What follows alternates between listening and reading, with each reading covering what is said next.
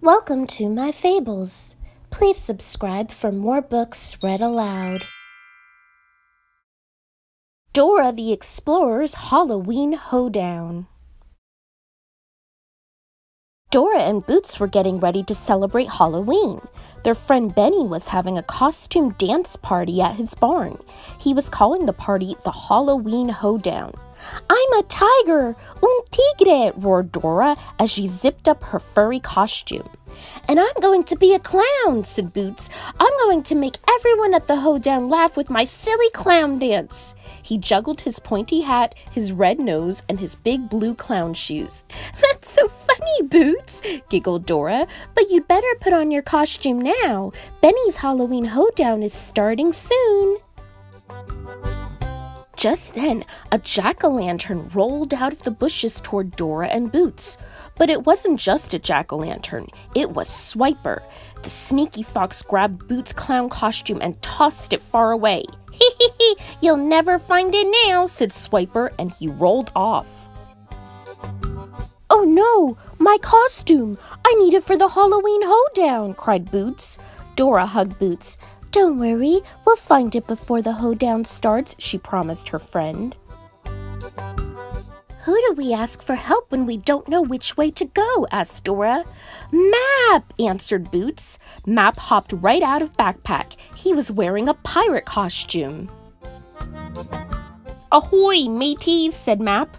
"To get your costume back, just listen to me. Your treasure map. You'll find the pointy hat in the haunted garden. You'll find the red nose in the spooky forest. And the big blue shoes are on the roof of the barn at Benny's Halloween Hoedown."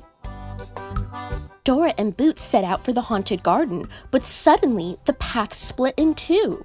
Dora saw a post with two signs hanging on it. One had a picture of a spooky garden, and the other had a picture of a spooky house. "Look, this sign says the haunted garden is on the path with the purple bats. Come on, Boots," said Dora. At the haunted garden, Dora and Boots met a ghost with a green tail. "We don't know any ghosts," Dora said, giggling, "but we do know someone with a green tail." "Isa!" Boots shouted. "We need to find Boots's pointy hat," said Dora. "I'll help you look for it," said Isa. Together, they searched in a pumpkin patch. Isa had decorated it with silly ghosts all wearing hats, but one ghost had something else on his head. "My hat!" Boots cheered. Isa put the pointy hat on Boots' head. "Thanks for helping us, Isa," said Boots, smiling. "See you at the party." Next, Dora and Boots raced to the spooky forest to find the red nose. "This place sure is spooky," said Boots, looking around. "And spiky, too. Dora, how are we going to get past these spiky plants?" Dora pointed to a row of colorful vines that hung from the trees. "We need to swing from vine to vine to get past them." Dora and Boots grabbed the closest vine and started to swing over the spiky plants. "Let's name the colors as we go," Dora cheered. "Amarillo, yellow. Rosado, pink. Azul, blue. Verde, green. Rojo, red. Morado, purple," they called out together. After jumping off the purple vine, Dora and Boots landed next to some decorated jack-o'-lanterns. Each one had a different nose. "Does one of them have your red nose, Boots?" Dora asked. Boots spotted the red nose, ran over, and plucked it from the pumpkin. "My nose!" he smiled and placed it on his face.